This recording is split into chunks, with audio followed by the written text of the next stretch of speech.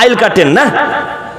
তো আইল যখন কাটতে শুরু করলেন তখন ছিল এত চওড়া আইলটা ছিল, হ্যাঁ আগে ছিল আইলটা এরকম চওড়া, একটা গরুর গাড়ি যেত।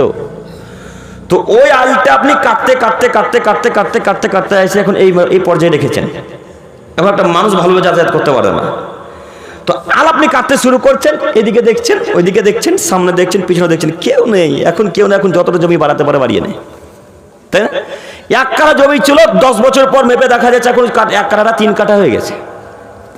আচ্ছা বলেন তো মুরব্বি সাহেব, আপনাকে আমি দেখিনি, এই বালুয়াঘাটের মানুষ কেউ আপনাকে আল কাটতে দেখেনি, দেখেছে কে?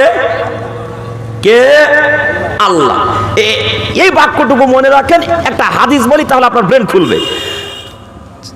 যায়েদ ইবনে খালিদ রাদিয়াল্লাহু তাআলা আনহু বলেন, রাসূল সাল্লাল্লাহু আলাইহি সাল্লাম বলেছেন, মান আখাযা সিবরান মিনাল আরজি জুলমান ফাইনাহু তাওয়াক্কু ইয়াউমাল কিয়ামাতি মিন সাবি আরাদিন।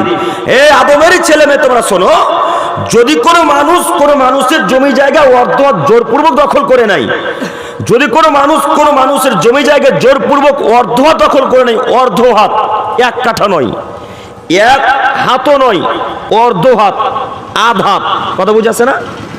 কেউ যদি আধা হাত জমি জোরপূর্বক দখল করে নেয়, কিয়ামতের মাঠে আল্লাহ সুবহানাহু ওয়া তাআলা 7 তবক জমিনের মাটি তার ঘাড়ের উপরে চাপিয়ে দিয়ে আল্লাহ তাআলা বলবেন, হাত্তা ইউকজা বাইনান নাস, আপনি এখন চলতে থাকুন ইলা ইয়াউমিল কিয়ামা, মানুষের বিচার যতদিন